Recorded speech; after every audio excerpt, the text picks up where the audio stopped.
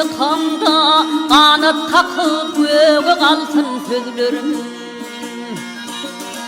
Müngödül içinde gülüp bakanda bakışından ilham alsın sözlerim.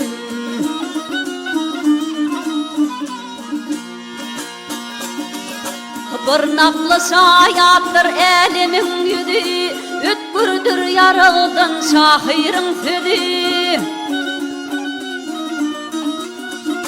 Kıyalap teretti bakilin gözü, yüreğini parran dilsin sözlerim.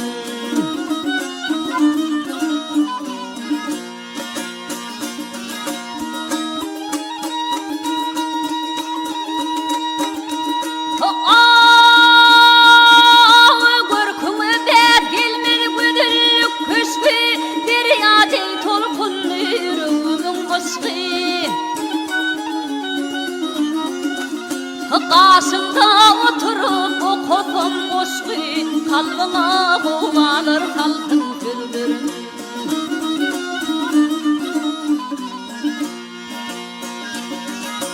Sen bilen birleşti ömrümün yolu, senden gayrı gitmedi köngülüm hayali.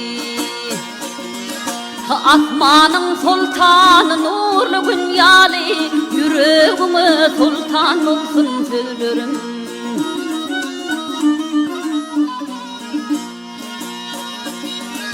Asmanın sultanı nurlu gün yali, yüreğime sultan olsun sözlerim.